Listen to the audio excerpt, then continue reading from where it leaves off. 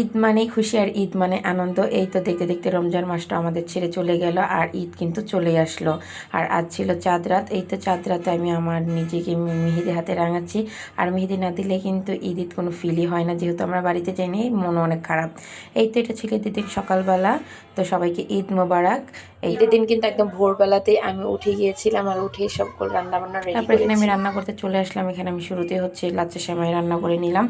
আর ঈদ কিন্তু সবার জন্যই আনন্দেরও না, অনেক দুঃখেরও থাকে আনন্দেরও থাকে। যাই হোক, আমি সকালবেলাই তো আমার হাজব্যান্ডের জন্য খাবার দাবার রেডি করলাম, সাথেও নামাজে যাবে সেজন্য ওকে রেডি হওয়ার জন্য সব ড্রেস আপ বের করে দিলাম।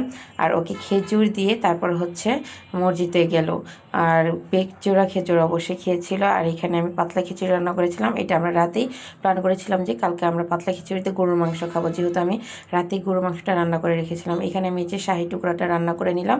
আর টেবিলে সব খাবার এক পলকে যে আপনাদের দেখিয়ে দিলাম কি কি রান্না করেছিলাম, সব গুছিয়ে রেখেছি। ও নামাজ থেকে আসলে আমরা একসাথে খেয়ে নিব। আর এই তো দেখতে দেখতে আমাদের ঈদ চলে আসলো। আবার এই যে নামাজ শেষ হলে মনে হয় কিন্তু যে ঈদ মনে হয় চলেও গেল। যাই হোক, সারাদিন বাসার ভিতরে ছিলাম যেহেতু আমি অসুস্থ ছিলাম।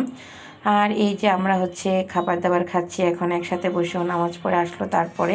আর শাহি টুকরাটা খেতে ভীষণ মজা হয়েছিল। বাসায় যতগুলো মেহমান আসছিল সবাই বলেছে ভীষণ মজার হয়েছে খেতে। আর খিচুড়িটাও নাকি অনেক দারুণ হয়েছিল, আমারও খুবই ভালো লেগেছিল।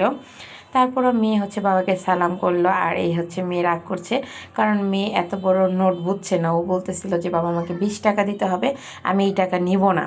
তো যাই হোক, এরপরেও ওকে আমি বোঝানোর পরেও খুশি হলো আর এবং কি মিষ্টি একটা হাসি দিয়েছে।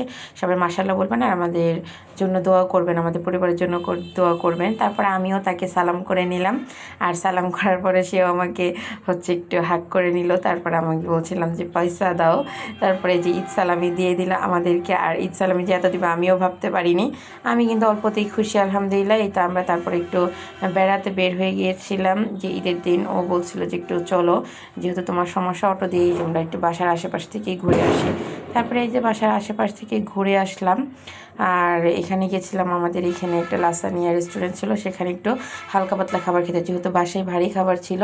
তাই এখানে আমরা একটু ফালুদা খেয়েছিলাম। আর ফালুদা খেয়ে আমরা তারপর আমাদের বাসার সামনে একটা পার্কের মতো সিস্টেম আসতে এখানে চলে আসলাম। এখানে সেই যে দুই ভাই বোনের ঈদ মোবারক করছে, কলাকলি করছে। ওদের আনন্দে কিন্তু আমাদের সব কিছু, ওরাই আমাদের জীবনের সব কিছু সুখ দুঃখ মিলিয়ে আজকের ঈদের দিনটা কাটলো।